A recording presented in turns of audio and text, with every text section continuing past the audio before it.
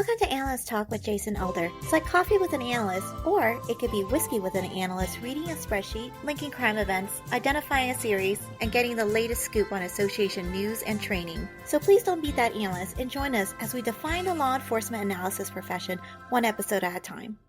Thank you for joining me. I hope many aspects of your life are progressing. My name is Jason Elder, and today our guest has 20 years of intelligence analysis experience, most of which with the CIA. He has a PhD in policy analysis from Pardee Rand Graduate School. He is currently a consultant dealing with analytical training and geopolitical analysis. Please welcome Timothy J. Smith. Timothy, how are we doing? Very good. Thank you very much. Glad to be here. Great to have you. For the listeners, we got a lot to go over. We actually have a CIA analyst and it can actually talk about his career. So lots that is unclassified. So I'm looking forward to hearing his story. But we're also going to talk about writing, training, and get his perspective from all his experience with the CIA. All right, Tim, how did you discover the intel analysis profession? Well, let's see. My background is in international relations. So I had studied international relations at UC Davis, and then I had done my master's degree in European studies at Georgetown. And I always had an interest in kind of foreign policy, security policy, those types of topics. But my first job was actually, I was doing an internship in my last year of graduate school at a USDA, Department of Agriculture, and they had an economic research service, and that allowed me to do a lot of writing. In fact, my writing was good enough that when I graduated, they hired me. I was an unpaid intern for a year or so, and so they brought me on board, and that's how I got started doing.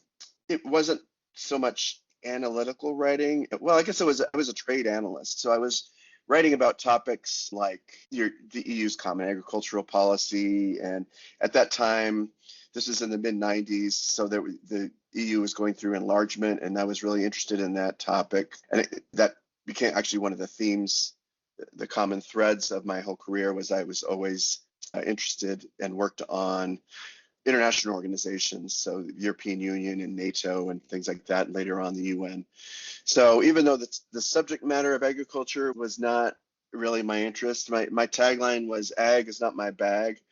Of course, that doesn't really work well on a business card, but so that was that. At least, but the hook was that it was on European Union. I was really interested in European Union issues, and particularly EU enlargement and integration, regional integration in general, always fascinated me. Like how and why do countries basically cede sovereignty to these supranational organizations and things like that.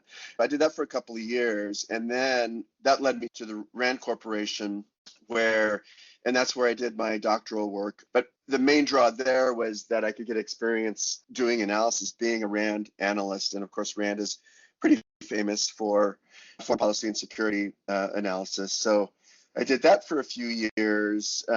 Worked a lot on NATO enlargement, which again is a similar theme, right? That's when Poland, Hungary, and Slovakia, Czech Republic were joining NATO. So worked on some of those issues along with some other topics. Did some doctoral work. Actually did not finish my PhD. I'm an ABD. So thank you for calling me doctor, but I'm not actually a doctor. So that's okay. Oh, I am sorry. Yeah, it's all right. Yeah. So there's a lot of us. There's a lot of ABDs who start down that path and then realize, oh, do I really have to do the dissertation? And in my case, I didn't really have an interest in going into academia. I wanted to do policy analysis. That was what my focus was there. So then that led me to the agency. So, and I think we discussed this before, that how that came about was in the around Christmas time of 2003, I got sick. I was actually in the hospital with pneumonia, and very serious pneumonia. Like I was on pure oxygen for 3 days. I was in the ICU for 10 days, so in pretty bad shape. But I'm sitting in the hospital, I get a phone call, and it was an agency recruiter, and they wanted to meet me for an in-person interview at some recruiting event. This was in Los Angeles at the time. And so I was only able to speak for about one sentence at a time before gasping for air. So they asked, like, we'd like to meet you on such and such a date for an interview. And I would pull the oxygen out of my nose, like, yeah, sure, that sounds great.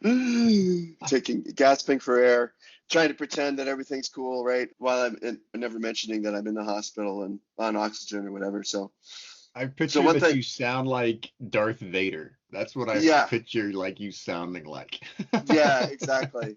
No, I was able to sound, here's the thing, I was able to sound normal for about 5 seconds at a time. So I was very careful to mute the phone when I'm gasping for air. And Oh my so gosh. that worked out. Had a good interview. They were impressed with my resume. They were hiring people they were looking for analysts who had background in international organizations. So I fit the bill.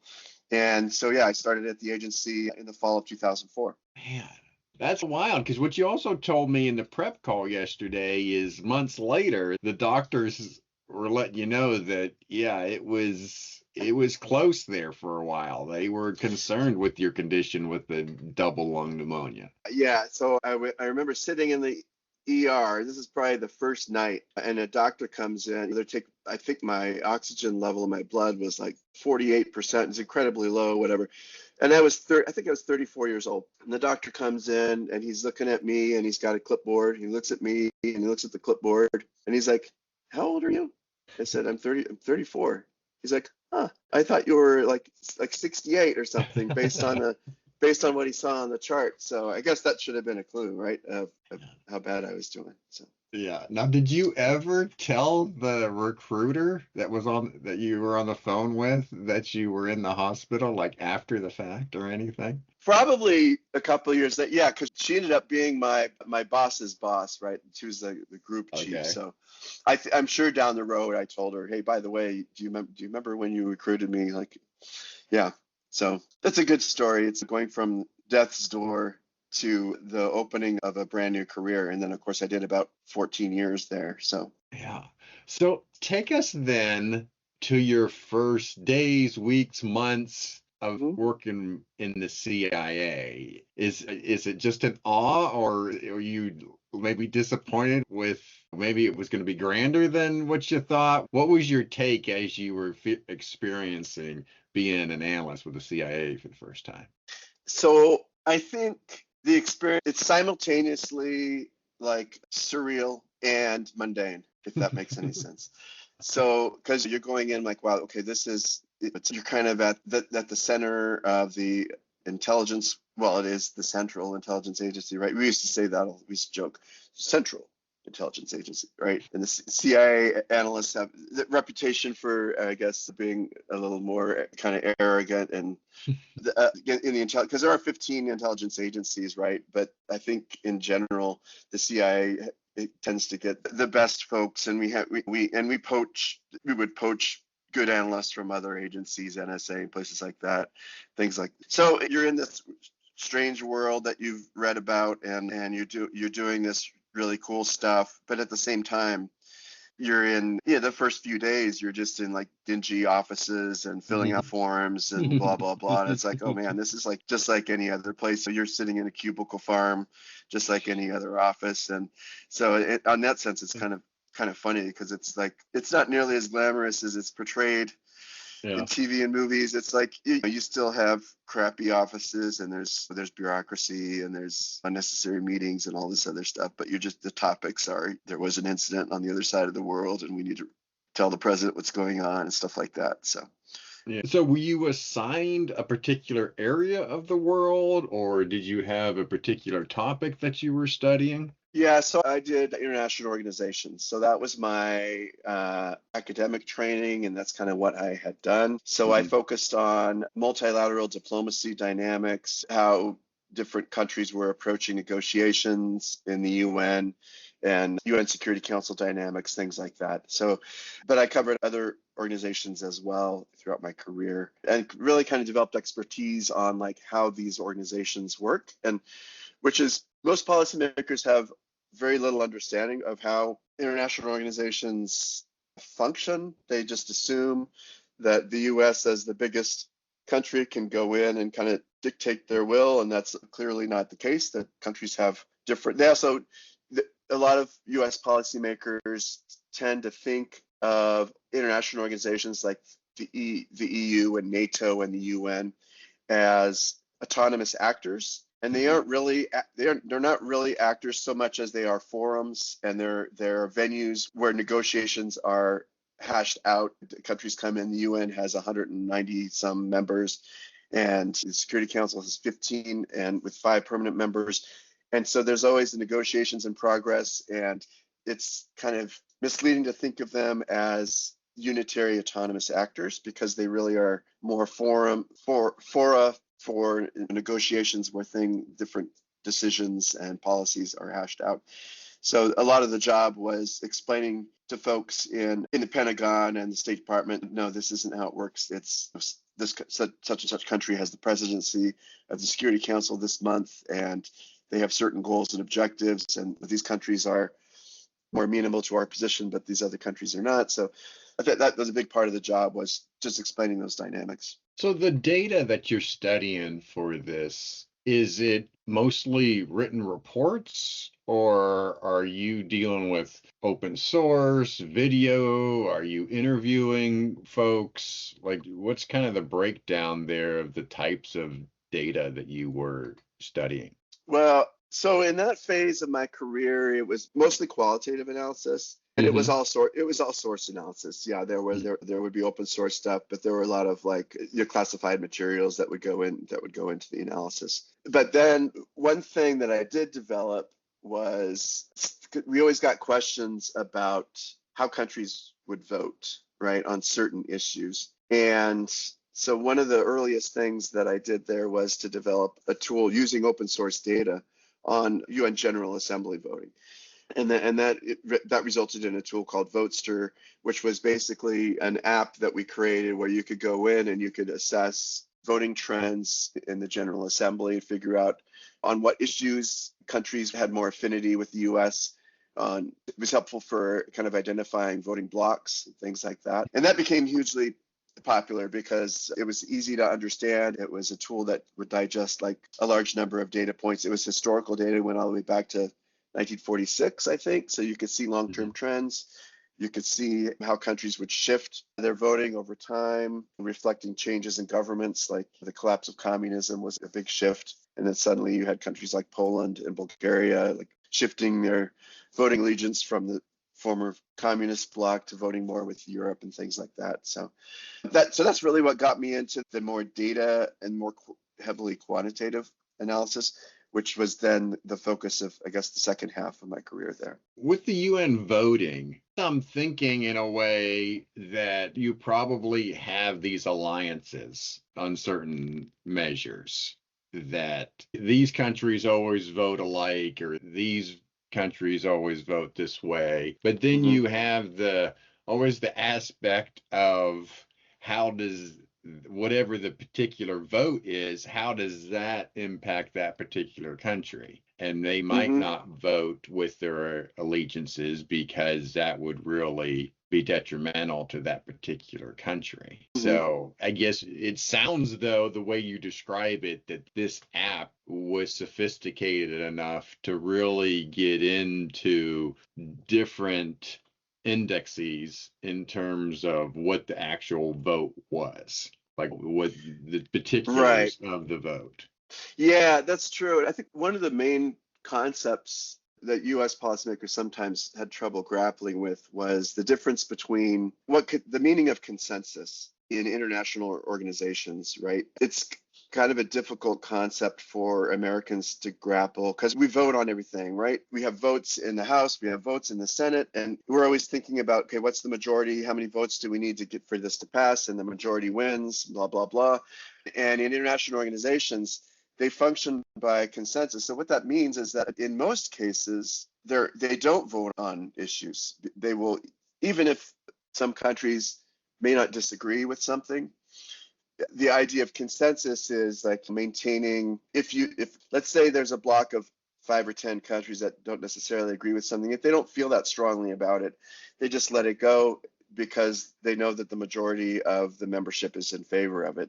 So that's what consensus is about. And a lot of countries, especially smaller countries, are very reluctant to stick their necks out and say, we oppose this, and they don't want to be voted down because if they call for a vote and it's 190 to 4, and then they become a pariah. And if you're a tiny developing country that maybe is reliant on foreign aid and trade from the bigger countries, you're more likely to go along with things. So that was one thing that was, and that's true not even of small countries, even larger countries, or the idea of negotiating something, hashing out differences until you have a consensus, meaning the broad view of the membership is in favor of something. That's basically what consensus is about, without having to force a vote.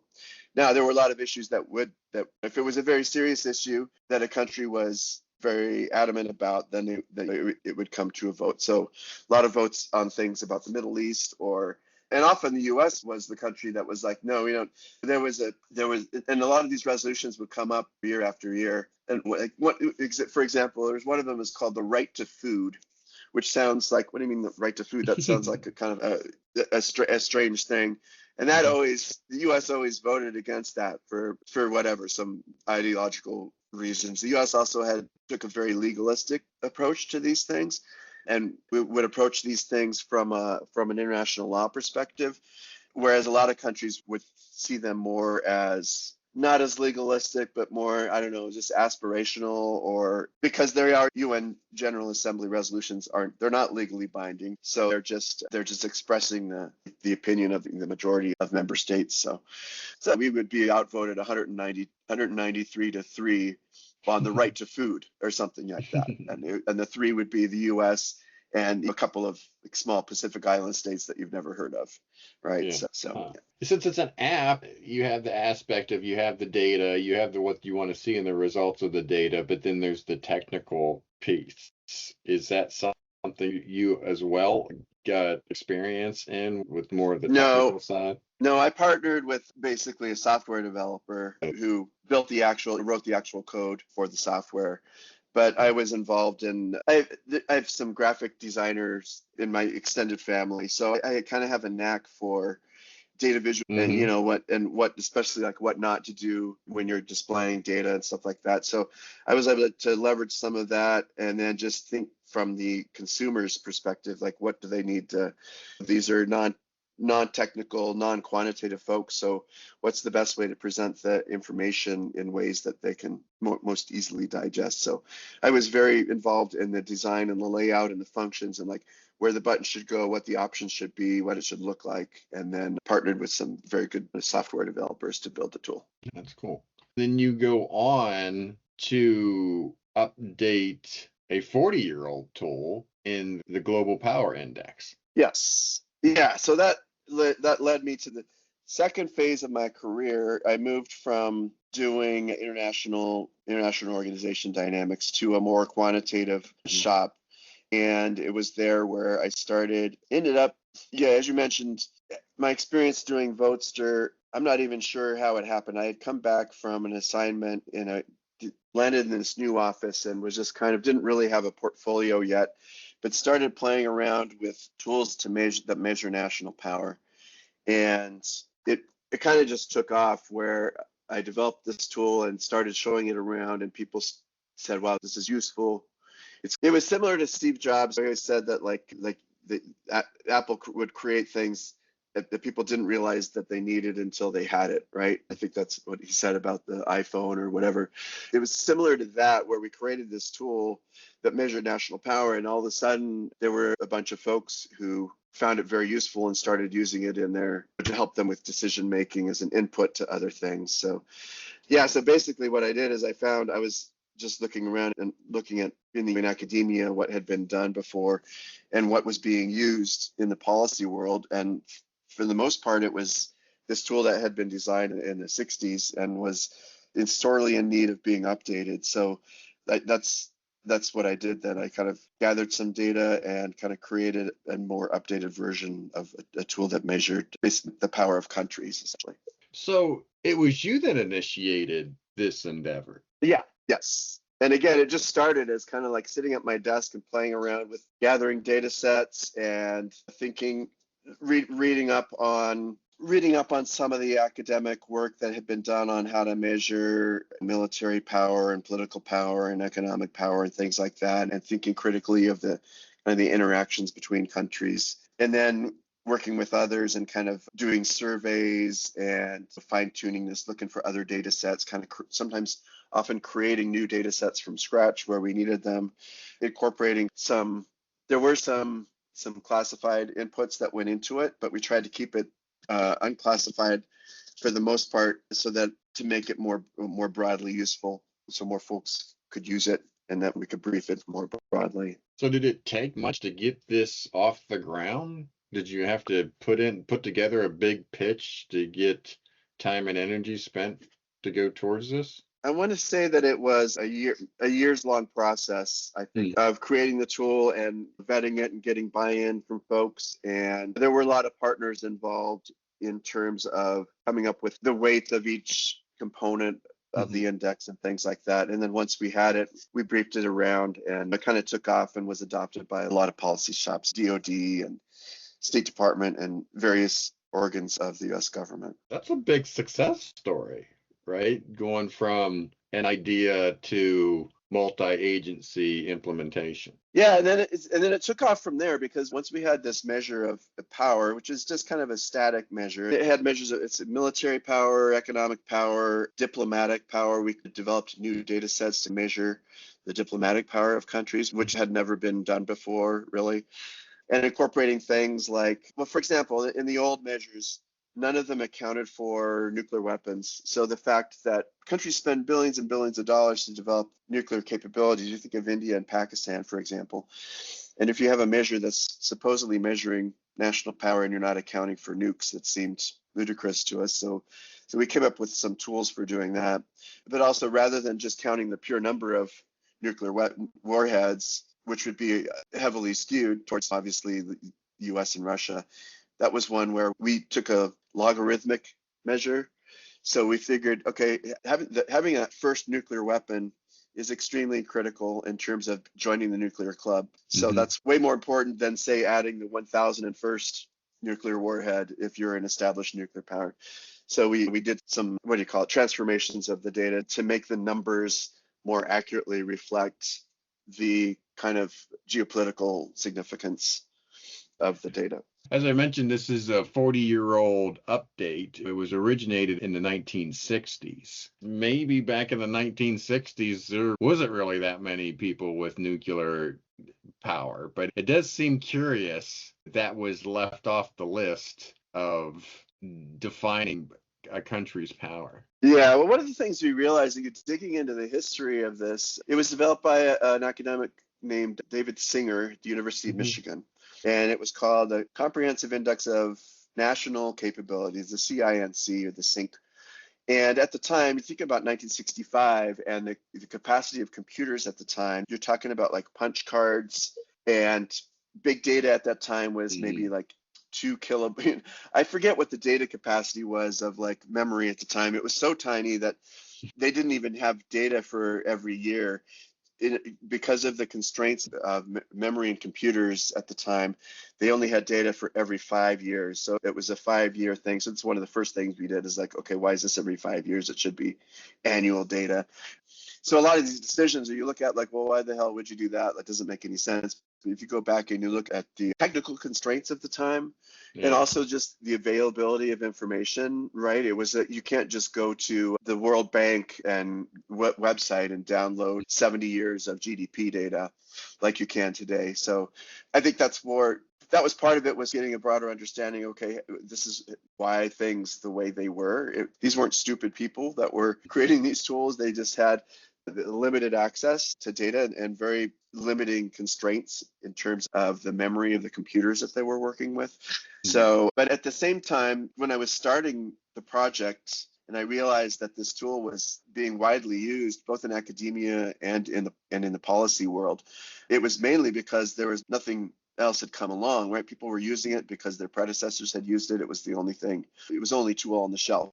So that's why it was so widely used. And I think that explains the success of the tool that we made. It was like, oh, wow, this actually makes a lot more sense. Because in our briefings, we would just show them side by side. And it's like, okay, this obviously makes more sense to add more data and make it annual and add some visualization tools and things like that. But with that, it seems like you were taking on a lot, at least in the beginning, to get it up to speed. Because it seems like there was probably a lot of things that you had to add for for lack of a better term, version 2.0. And all that data was, I guess, talk a little bit about taking the data, because you have all these different data sources, and trying to build this index of it where you're trying to establish these thresholds. It sounds like you're trying to put a number on all these different aspects of a country's power. And then obviously you're summing them all up to then come up with one final number, if you will, for lack of better description. And so it seems to me that it obviously had to have the precision there and the intelligence analysis portion of it, of how to assign value to different aspects of those indexes. Yeah, and I think that was I think that was the skill set or the expertise that I developed over a decade or so of doing this, was developing and innovating ways of quantifying things that are hard to quantify, right? So that kind of became my tagline, is like quantifying qualitative information. So I'll just give you an example. In most traditional national power indices, most of them will use some measure of population, right? So they'll and the easiest thing to do is just count how many people there are, right? So that's what the sync did. That's what a lot of other indices do. And then if you think more critically about that, rather than counting just the number of people, if you think of it in broader as how does demography contribute to the power of a country? If you step back and you think more critically of it, then it's more about just the quantity of human beings you have in the country.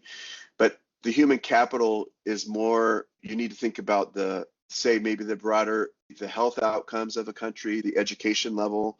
So instead of just calling it population, we changed that category of the index to human capital. And we accounted for things like education and life expectancy and health outcomes. The UN has a thing called the Human Development Index, which is a combination of kind of the health and education outcomes. So we use that to modify it. So you think about countries like Bangladesh, for example. Not sure exactly what the population of Bangladesh is, but it's probably in the top 5 or 7 in the world, and has a larger population than Germany. But obviously Germany has, if you're measuring human capital rather than the number of human beings, then obviously Germany would rate higher because of their education outcomes and health and longevity and things like that. So that's an example of one of the kind of innovations that we made. And you present this to policymakers, and they're like, well, yeah, of course that makes sense. We got very little pushback, I would say, in terms of when we presented this. We would have people like quibbling over like the weights of things, or did you think of that, or are you including that? But when it came to presenting this compared to what was done before, I think that explains the success of it. It was like it wasn't perfect, and there were some shortcomings. There were things that we left out, but I think overall it was much better than anything that had been used before. So I think that it counts for it's kind of brought a wide adoption.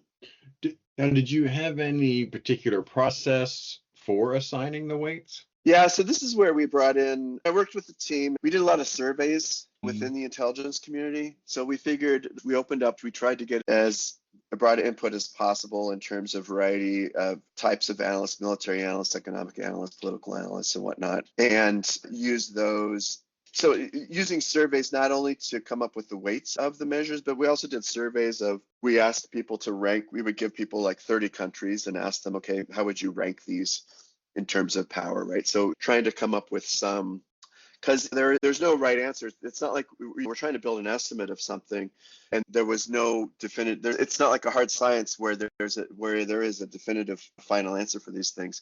Yeah. So yeah, we used a lot of we relied a lot on surveys to kind of come up with the weighting of thing, and understanding that's already introducing some biases because the surveys were done by intelligence analysts, right? Their view of the world might be different from others. And some of the survey results were kind of hilarious, and we had to exclude some of the responses. Because we're asking people who have very defined jobs, sitting in their cubicle, focusing on a single issue, and then we're asking them to step out of your world in the cubicle and think about the world as a whole and come up with ratings for things. But I remember one survey response was a military analyst, and we're asking people to assign weights to a whole range of things, and the response was short-range missiles, 20%, long-range missiles, 80%. And that was his index. So obviously we excluded responses like that. But Oh man.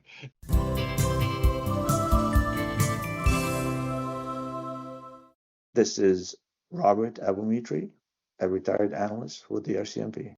If I have an advice for analysts, one advice: tell the story of the data. Do not tell the story of somebody who wants a story to be told. Even if it's your boss, even if it's the chief of police, and they tell you to show something and as a result of your analysis, do not. Stay true to what's in front of you. Let the data speak to you, and you be the voice of that data. My name is Megan Cruz. I'm the crime analysis supervisor at Richmond Police. And my public service announcement is knowing how much the data and the information that crime analysts touch applies to everything the department does. Everything from media responses to patrol allocation to solving crimes to overtime allocation, that commanders really should be tapping their crime analysts before they make any kind of decisions. Everything should be evidence-based and data-driven. Hello, my name is Greg Thomas. One phrase that annoys me that analysts say is that they say that when they introduce themselves, they say, I am just an analyst. You should be proud of your profession and the field and the job that you do, and don't say you're just an analyst.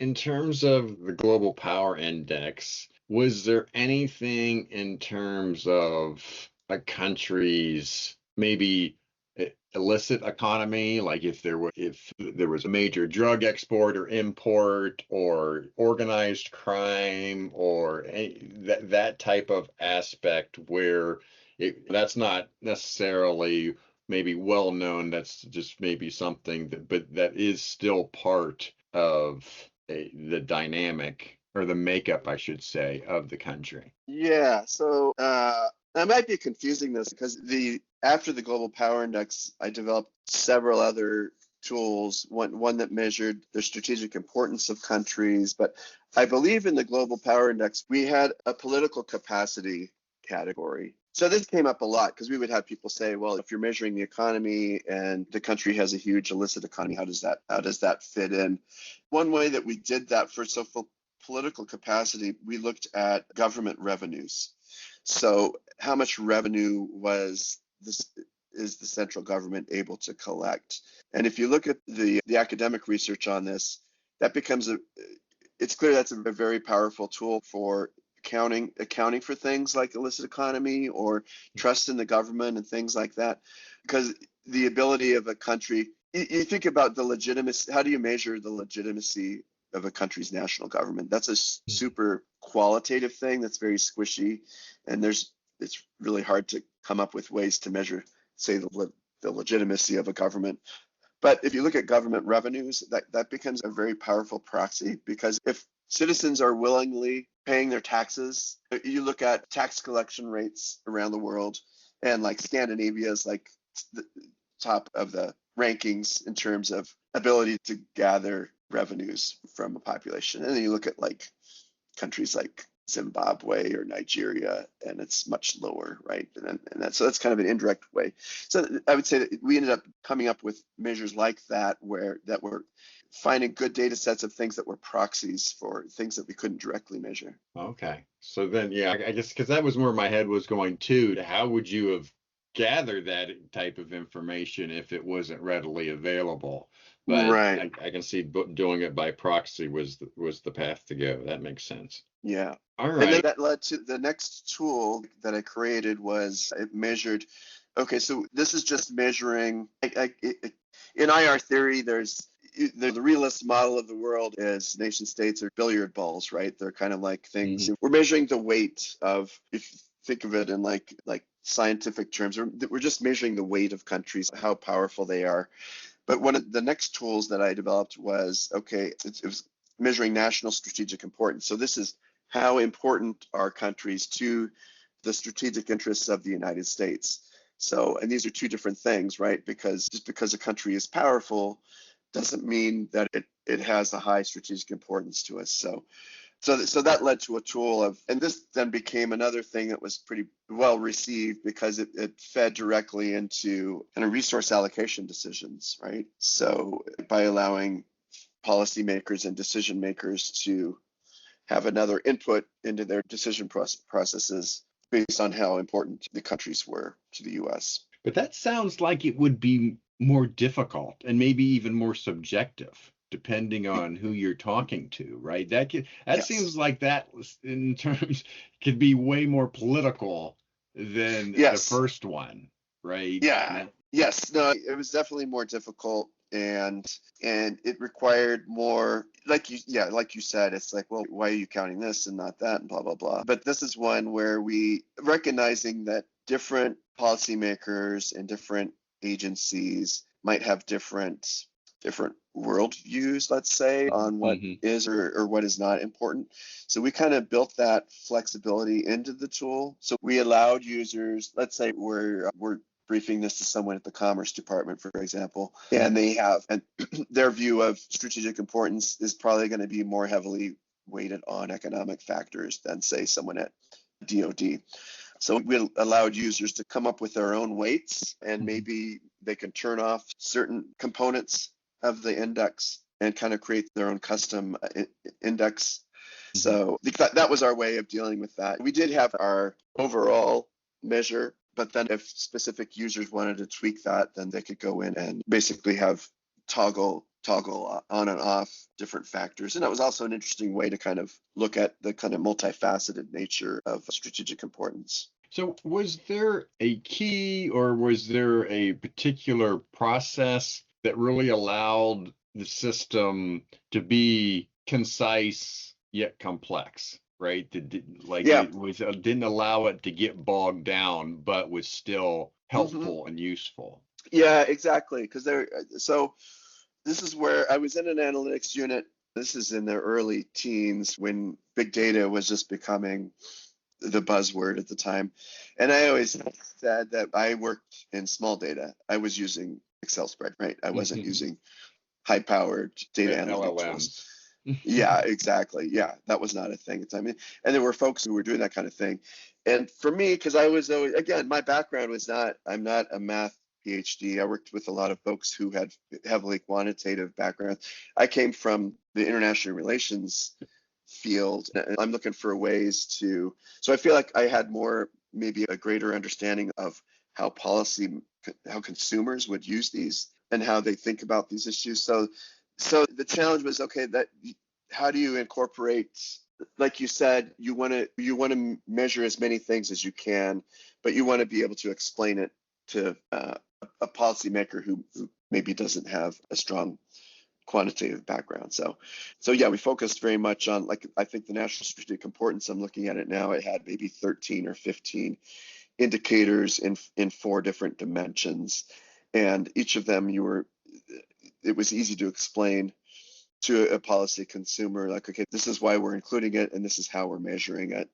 And being very open throughout the process of like where the shortcomings are. These aren't perfect, but we're trying to, some of these are proxy measures of concepts or facets of strategic importance that we know are important. We know that military partnerships, for example, is an important facet of strategic importance of countries.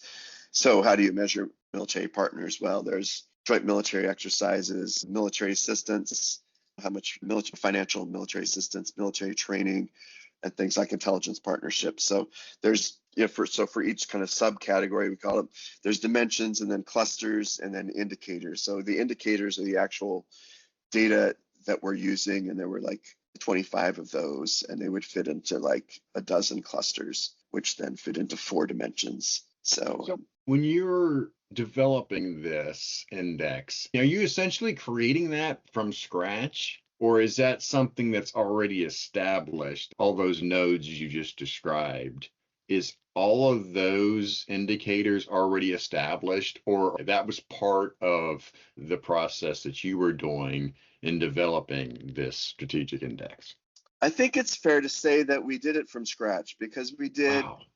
we did an extensive, we worked with some contracting partners and had them, we commissioned some lit reviews and said, okay, can you go out and find all the work that's been done in academia on measuring strategic importance? And they came back with like, well, kind of funny. They came back with like the sync that I mentioned earlier. It's like, oh, there's this thing from the 60s called the Comprehensive Index. I'm like, yeah, we know that. We've already kind of upgraded that. So that was the first start, because you never want to completely reinvent the wheel if there's work that has been done. And to be fair, we built on the sync. That was kind of our starting point. So in thinking of the national strategic importance of how to measure that, it really started with the power indices that we had built, because we had some good data from that. And then just kind of but then measuring it in terms of bilateral connections, right? So it's one thing to measure how much trade a country has, but how much trade a country has with the US is more significant for the importance of that country.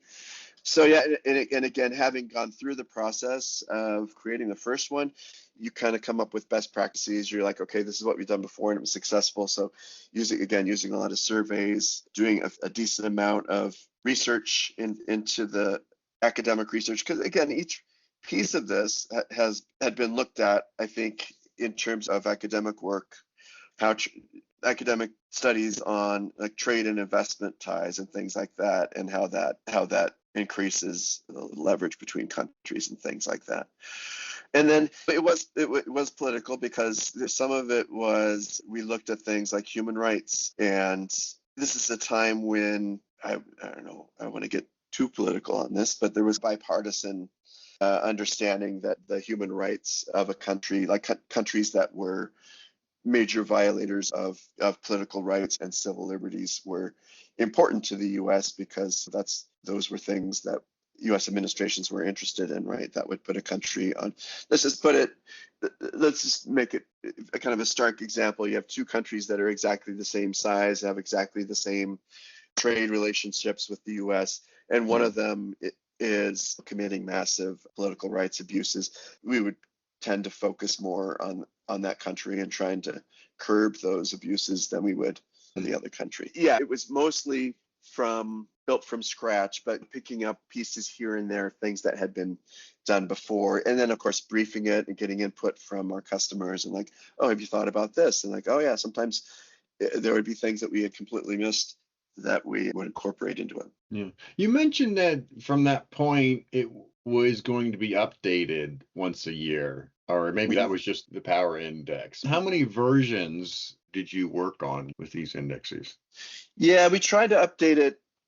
Most of the underlying data sets were annual in nature. So, and a lot of it was coming from like UN data sets. The UN has high quality data sets across the board on a whole bunch of things. So we would use that a lot as an input. And some of this, we had to create our own data sets from scratch.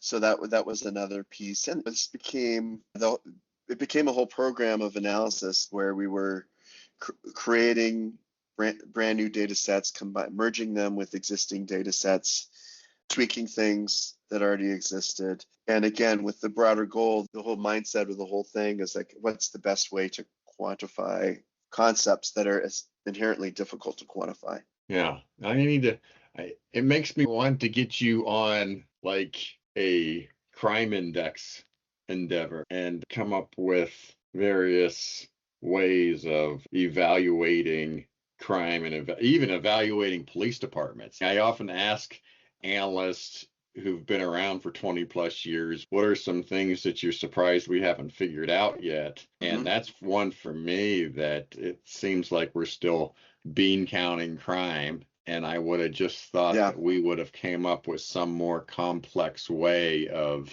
evaluating efficiency in not only police departments, but in like even intelligence analysis agencies. So I think the methods that I've developed over the years are pretty broadly adaptable to a variety of fields, right? It's coming up with thinking. It all started. Let's back up, because it all started with thinking about not thinking of numbers at all. Thinking about, like, okay, when you think about the power of a country, what are the main dimensions of national power, right? And so most people would say, well, there's military power, there's economic power, and political power, and then if you want to add the human capital thing. So that's how you usually started, from the big picture, the huge top level view. Then you come up with dimensions, right? So then you've got 3 or 4 dimensions of this thing that you want to measure. And then, okay, let's zero in on economic power, right? So what contributes to economic power? Well, there's the size of the economy, there's how much trade you do, there's a technological component, because if you're building supercomputers, that probably should count more than if you're exporting soybeans or something. So then you start thinking of breaking it down dimension by dimension, and then that gets you to clusters and kind of subcomponents. So yeah, I think there's definitely a scope for this if there's anyone out there who wants to develop a tool. And again, what we found is that a lot of this stuff it's just never been done before. So that's what makes it so powerful and useful. It's not that it's perfect and that it's measuring everything, but it just gives you another. And when we briefed this, we never said this is the be all end all, like this is what you should do, like do what this tool tells you. It's just another input into decision processes that folks have, but it's not purely quantitative, because you're measuring qualitative aspects. So it's just, again, I think that's the power in it, is that it's combining qualitative and quantitative at the same time, and you're capturing subject matter expertise. And that's the key factor here, is that you're relying on folks who have done this they made a career of this, and they understand the world in which they're dealing and the concepts, and just kind of putting some numbers to that and helping folks think about it maybe more analytically or more critically. it kind of reminds me that I'm curious, the Deep Dive series, Before You Leap with Randy Stickley, the last episode that just aired talked about the confidence accuracy gap. I envision with that concept, if what you're talking about, you have subject matter experts, but their evaluation of their contribution to the index, did you experience anything like that, where the information that you got had high confidence, but it didn't turn out to be very accurate? Yeah, I mean, that's difficult, because again, there's no established factual benchmark against which we're measuring things, right? We're kind of grasping in the dark in terms of what the reality is. You're measuring, again, we're coming up with proxy measures for things. But I will give, well, no, I won't go into that example. Can you tell me, what do you mean by a confidence accuracy gap, just for my background? Sure. Well, I think it's the idea of having maybe too much confidence in a particular data set or particular bit of intelligence, and you're putting too much weight on it.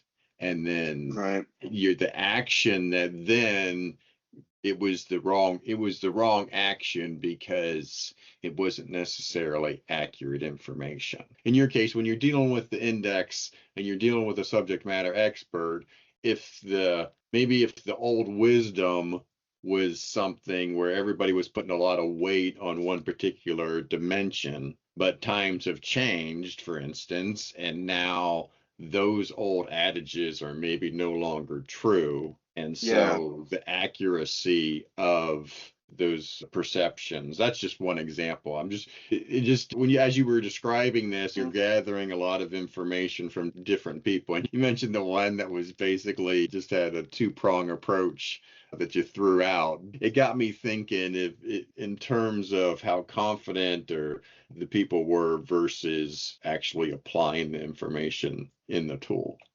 Yeah, I mean, it's one thing you learn when you start diving into this, is even something as broadly accepted as GDP, right? Which everyone knows, most people know what GDP is, and it's accepted of like the size of an economy, right? But are you measuring at purchasing power parity or market exchange rates, right? So there's different ways to approach how it's even measured. And then if you dive into how GDP is actually calculated, it's not a perfect measure of the size of a country. The broader lesson here, I think, in terms of just doing analysis in general, is that we use as intelligence gaps, right? Where we know that we're missing information that could be critical or important. So I think that's one thing that we always preach when we teach intelligence analysis, is to acknowledge when you're presenting your analysis to a customer, it's incumbent upon you to point out those intelligence gaps, that, okay, this is the information that we have. Here's what we know. Like Colin Powell used to say, your job as an intelligence analysis is to say, this is what we know, and this is what we don't know, and this is our best assessment of what we think is going to happen.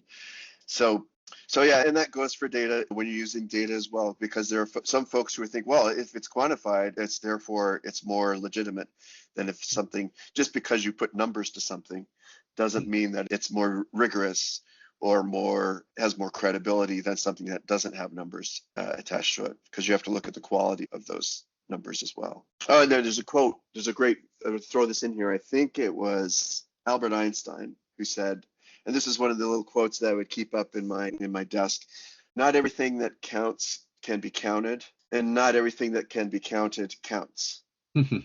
Right? So if you think about this, pretty powerful. So what that's saying is, like, just because you have numbers for something doesn't mean that it's measuring something important to what you're trying to do. All right. I do want to move on to talking about your exit from the CIA and getting into consulting. But before we do, I do want to give you an opportunity to share the story of being invited to the White House for a debriefing.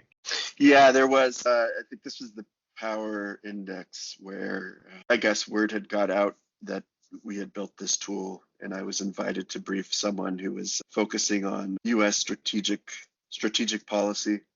And so, yeah, that was a cool opportunity to get to go to the White House, and actually sat in the Situation Room, which was kind of cool, and gave the briefing.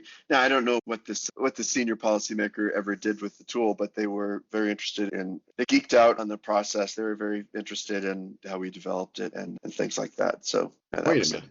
Are you saying you didn't go on a Jack Ryan adventure from there? Like it wasn't a movie to where you were called from the White House as an intel analyst and then go on this grand adventure to save the world? You have no idea what they did with the information you gave them? No, but I think we were downtown, so I think we did good. We did do Potbellies afterwards, so that was that was good. Yeah, Potbellies.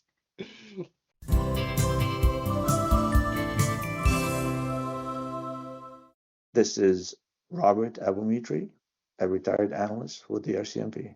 If I have an advice for analysts, one advice: tell the story of the data. Do not tell the story of somebody who wants a story to be told. Even if it's your boss, even if it's the chief of police, and they tell you to show something as a result of your analysis, do not. Stay true to what's in front of you. Let the data speak to you, and you be the voice of that data. My name is Megan Cruz. I'm the crime analysis supervisor at Richmond Police, and my public service announcement is knowing how much the data and the information that crime analysts touch applies to everything the department does. Everything from media responses to patrol allocation to solving crimes to overtime allocation, that commanders really should be tapping their crime analysts before they make any kind of decisions. Everything should be evidence-based and data-driven. Hello, my name is Greg Thomas. One phrase that annoys me that analysts say is that they say that when they introduce themselves, they say, I am just an analyst. You should be proud of your profession and the field and the job that you do, and don't say you're just an analyst.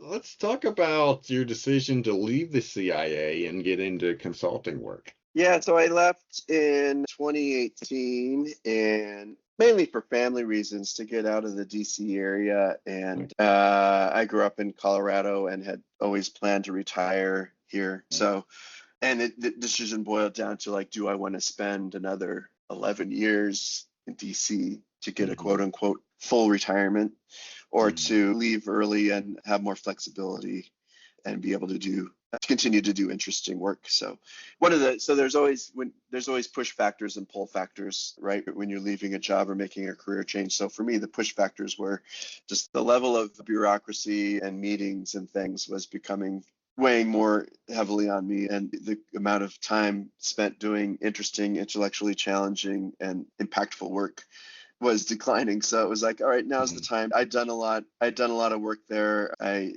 became a senior analyst, and it was like, okay, I think this is a good time to leave.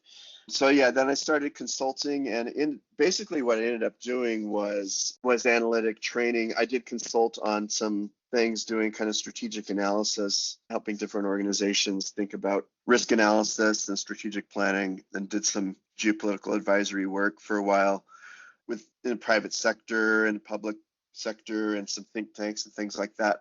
But mostly what I've been doing is analytic training. And a lot of that, again, is focusing on writing, like teaching folks how to think critically and put their analysis on the written page. Did you consider yourself always a good writer? I think you mentioned in the beginning that you thought your writing was good enough to get into the CIA. Do you think you always were a good writer, or do you think you were taught to be a good writer? I think a bit of both. I think there's some people just have more natural inherent ability, I guess, to use let's just say wordcraft, the ability to use words, vocabulary, like how to characterize things. So I think I was maybe a decent writer, but I would say most of what I would call my writing skill right now, I would say the majority of it is from training. It's from learning the craft of doing analytic writing. And yeah, I should mention, like throughout my career, I was always involved in various tradecraft cells, and I loved editing papers that was not necessarily even quantitative stuff, but working with colleagues and helping them edit pieces, and working in tradecraft cells and editing things before they went up the chain.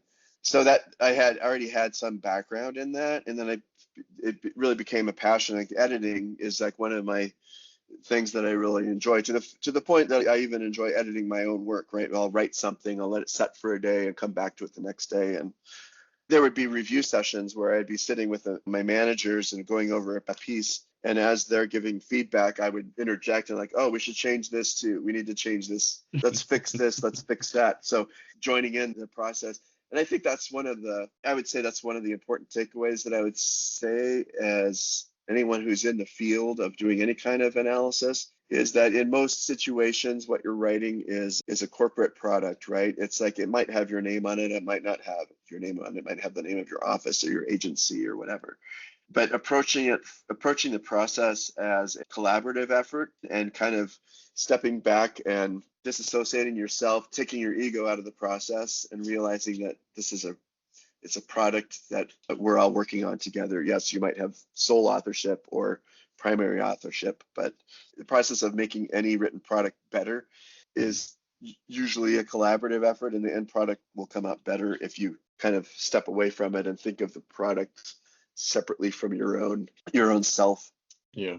I mean, and writing is one of my soapboxes on this show, because any job announcement for an analyst job is going to have something about writing in it, and oral and written communication. And yet there isn't a lot of training out there on the particular topic. A lot of conferences don't cover it. A lot of initial training in analysis does not cover writing. I think they do a little bit better with oral presentations, tips and tricks.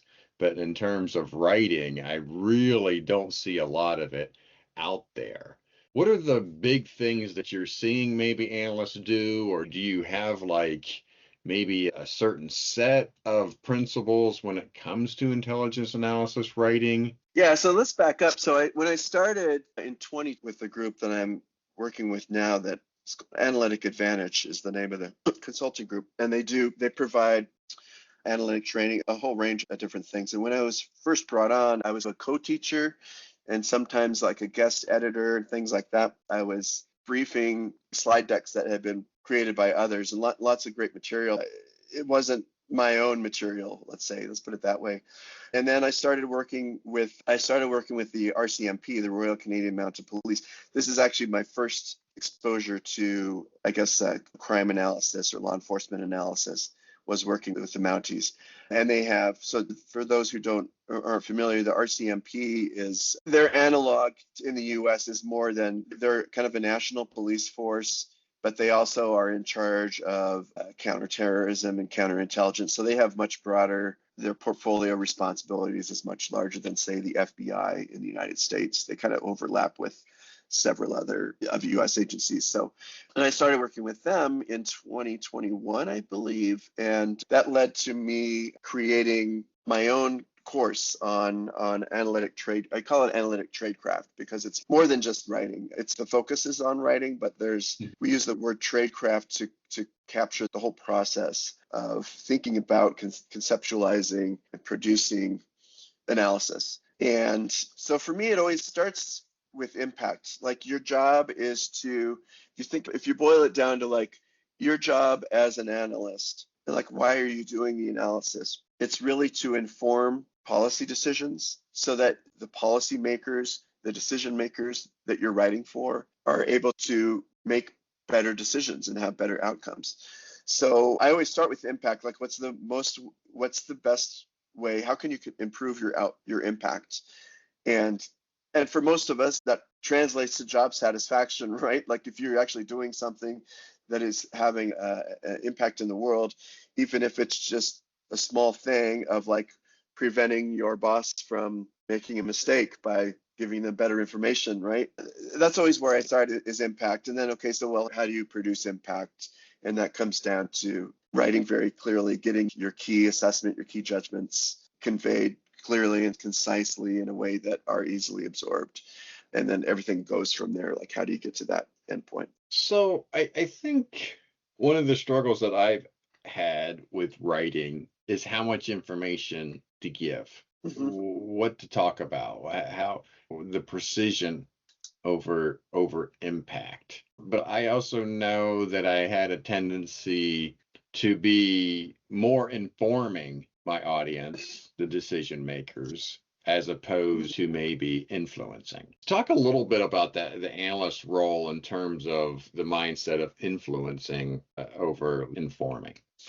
Well, I think that starts with knowing your audience and knowing who you're writing for, because there are many situations where you have to explain something that your readers might not understand in order to craft the argument that you're making.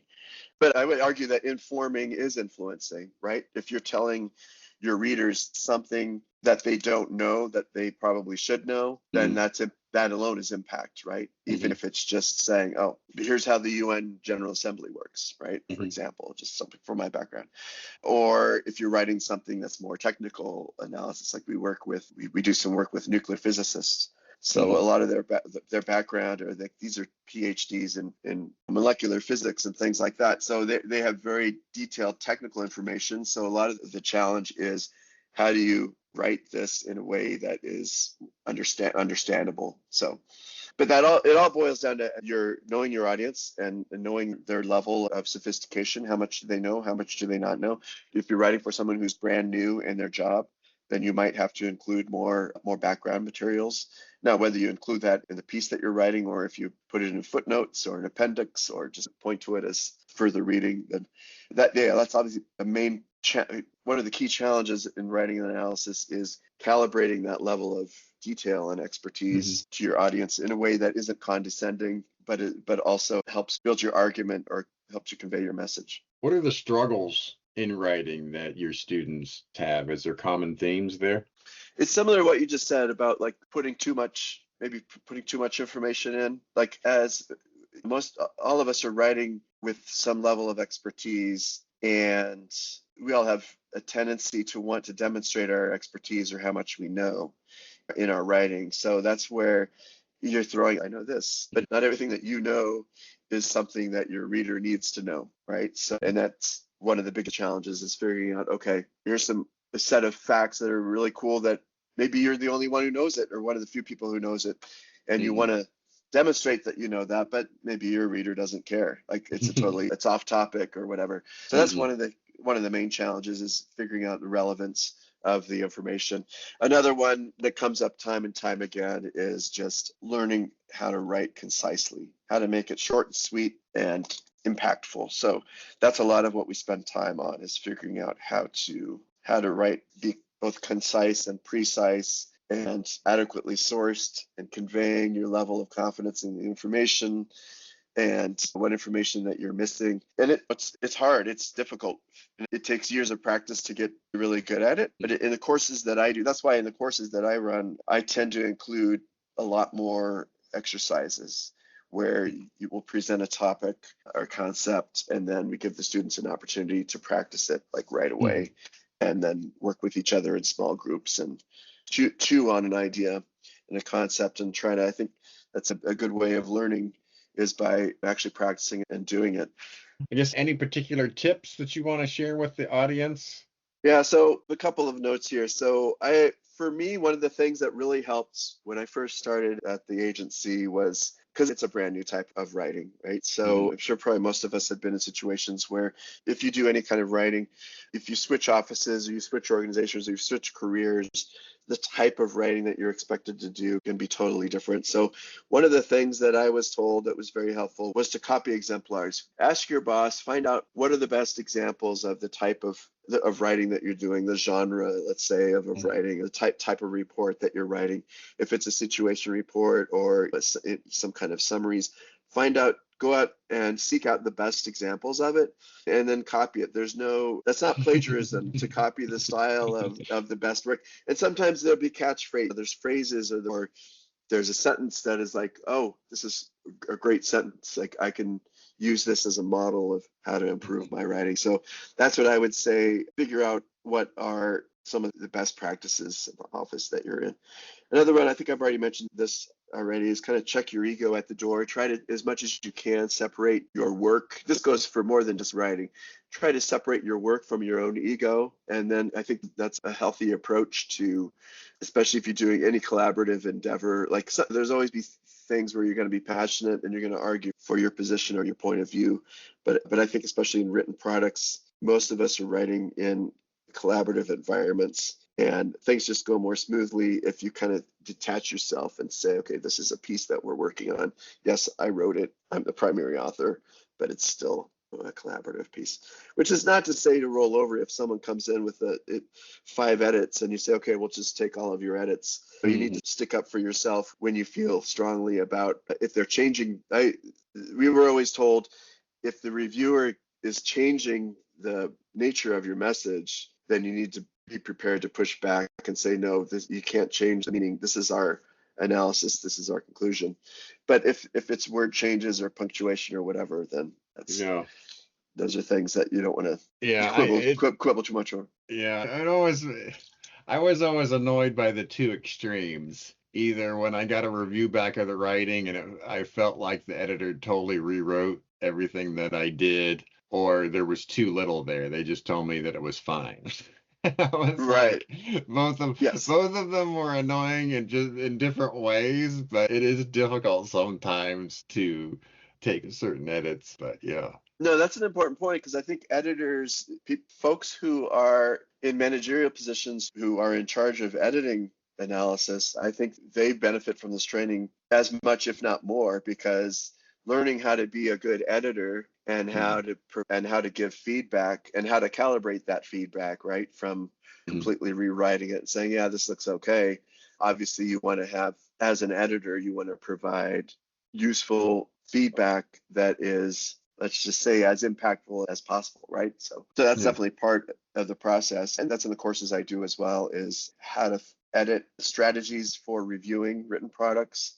And if a written product doesn't have a clear message or clear bottom line finding or an actionable piece of analytic, an actionable piece of intelligence that is clearly conveyed, then that needs to be fixed first rather than the misspellings or the bad grammar or the run-on sentence in the fourth paragraph, right? So are your courses like week-long courses, or is this one of those where you meet maybe once a week for 15 weeks? They vary. Most of them are over 5 days, like 5 half days, or if it's in person, it will be 3 full days.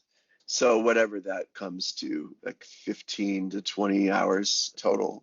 I've done a lot of these in person with the RC. I've gone to Ottawa a couple of times, Winnipeg, Fredericton, New Brunswick. So a fair amount of travel in Canada to deliver these in person. But I've also worked with other elements of the Canadian government, both in person and online. And a lot of the US based work is online. So yeah, a range of different formats, I'd say. Okay. Yeah, because I would think this would be something that I think I would do better if it was like once a week for like 15 weeks and really allowed me to take the time, have a little bit more analysis time and like reflecting time, right? In terms of what trying to help me learn all the different concepts. Yes, we have done courses like that where we met once a week for I think 5 weeks or something like that. So yeah, I mean, everyone has their different learning styles, and like some people, like when they can't really step away from their desk job for 3 full days without the world collapsing around them. So it's something. I think the half day thing works. It gives folks time to think about things, and also it's a lot to absorb. So doing 20 hours like straight through in 3 days, I do the in-person courses, I think, tend to be more impactful because you get to know the students better, and you can deliver more, say, tailored advice and instruction. Then it's just more fun. It's just more fun to meet with small groups and work with them for a few days. We've already touched on it a little bit, but I do like to always have an advice section to these interviews. So yeah, I know you've already given some advice just informally as we've talked here today, but what other advice do you have for our listeners? So a couple more points that I would point out are, we've already talked about biases a little bit, and I think that kind of ties into the confidence accuracy gap that you mentioned before. We all come into our work with our own experiences and and some biases. Some biases are well known, and others are in the intelligence community. We talked a lot about unconscious bias. So these are biases these are mindsets or perspectives that we bring to our work that we're not maybe aware of. The reason they're important is that they can lead to intelligence failures because you're introducing blind spots, or the way we interpret information is kind of tainted in certain ways that we're not always aware of. So I would say if your organization offers any training in like being aware of unconscious bias and tools for the intelligence community has a whole set of tools and methods to kind of identify and correct unconscious bias. And I think that's something that you could look into that would generally improves your analysis by making it more objective and therefore less prone to intelligence failures or just incorrect analysis in general. And then another piece of advice I always give is, and this also relates to the confidence accuracy. In the intelligence community, we refer to this as intelligence gaps. And this is like things that when you're presenting your analysis, obviously you're crafting your argument based on information that you have, but you should always acknowledge the information that you don't have, or the key pieces of data or evidence that you're missing, and acknowledge that up front. And also you should be honest about how much that missing information could impact your analysis or your key findings. If you knew X, Y, and Z, how would that impact your final assessment? And in some cases, it could change things dramatically. So you need to be upfront about there's certain key pieces of information that we don't know. And also, it's always helpful to give tips on, okay, how could you close that intelligence gap? Like, what are some steps that you could take? What are some resources that you could employ, or partners that you could leverage to fill those gaps? So, yeah, some little tips. All right. Well, very good. Well, let's finish up with personal interests. And it is baseball seasons, but you are part of a baseball league that where it doesn't really depend on what's going on this year. Explain to the listeners baseball that you are interested in. Okay, well, since I was a teenager, I've always enjoyed like tabletop sports games, like cards and dice type games. And then that developed into computer games, computer sports games. And I was always drawn to baseball. Again, that's part of my underlying fascination with numbers, right? It's the most statistical of the sports. But yeah, I started an online baseball league in 2003, and we started in 1951 with kind of a draft.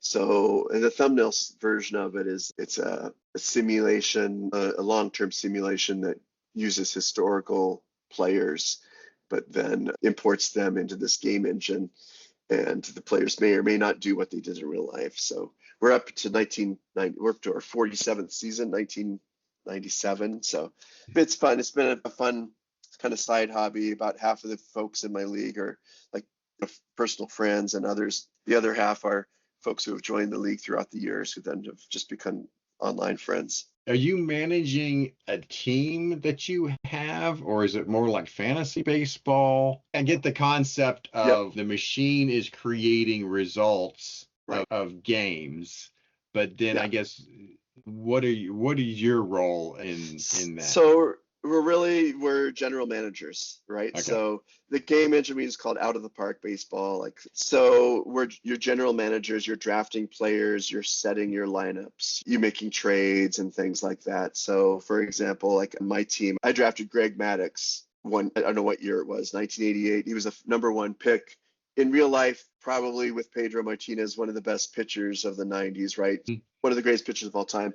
In our game, I think he had an injury his second year. He's completely washed out. I think he had a decent first year, and now he's like in the minor leagues. So that happens. And then the opposite happens, where like one of our greatest players in our league's history is a guy named Craig Robinson.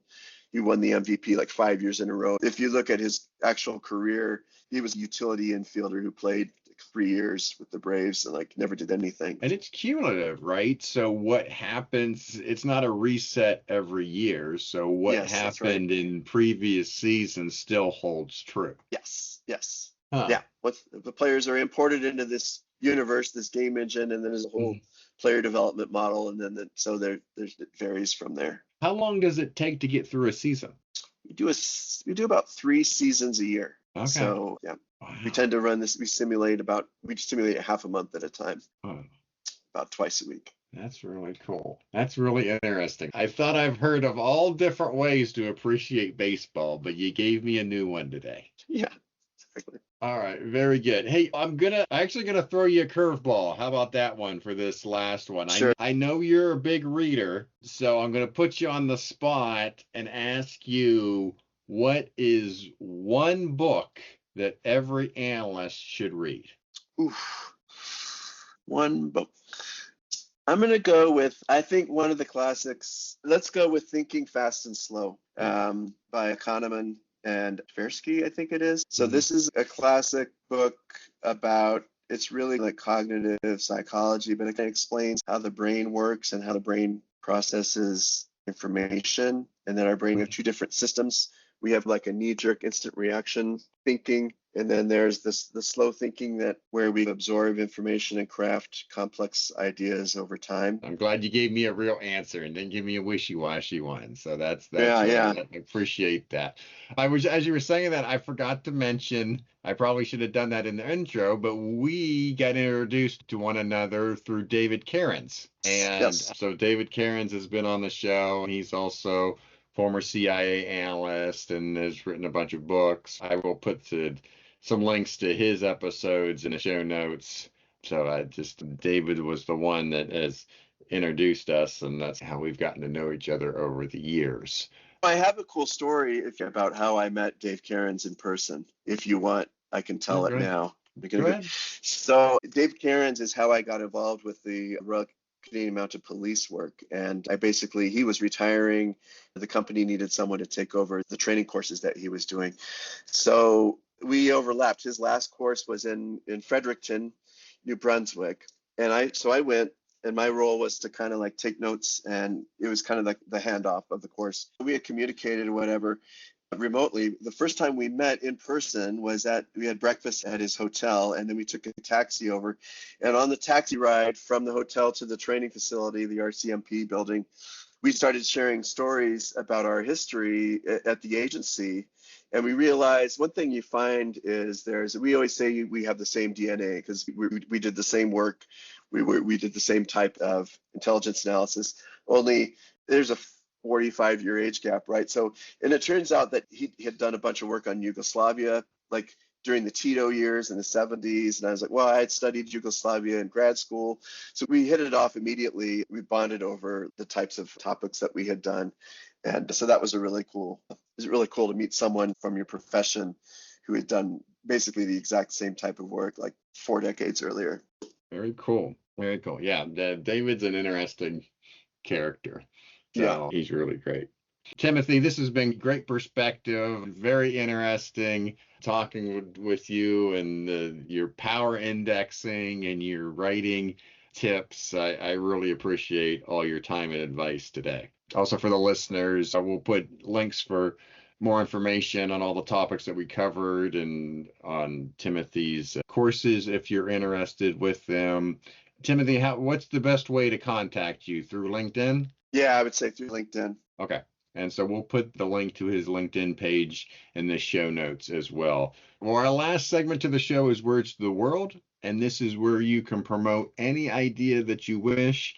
Timothy, what are your words to the world? Okay, so when I was at the agency, as you can imagine, there were some very stressful moments at times and some less stressful moments at other times. So I used to have this kind of clear plastic photo frame, and it had 2 postcards that I made myself to keep. You'll hear like NBA coaches say this, like don't get too high or don't get too low or whatever to maintain an even keel.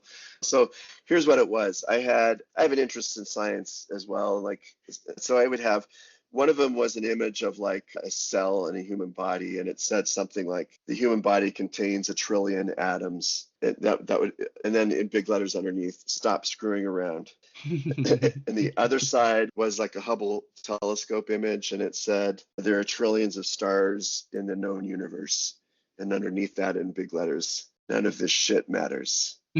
So that was one, and I need to make this again because I don't have it anymore. But it was a great reminder of like, you need to, like, everything you do is important in your life, and at the same time, none of it really matters, right? They'll sound very contradictory, but I think it's a good way to like keep yourself grounded, let's say, and on an even keel, and remembering that everything that we do, it fits somewhere between complete insignificance and being very important. So I don't know if that's helpful. It was helpful to me, and it generated some laughs in the office. So very good. Well, I leave every guest with you've given me just enough to talk bad about you later. Okay, yeah. But I do appreciate you being on the show, Tim. Thank you so much, and you be safe. All right. Thanks, Jason. It was a pleasure to be on. Thank you for making it to the end of another episode of Analyst Talk with Jason Elder. You can show your support by sharing this and other episodes found on our website at www.leapodcasts.com. If you have a topic you would like us to cover or have a suggestion for our next guest, please send us an email at leapodcasts@gmail.com. Till next time, analysts, keep talking.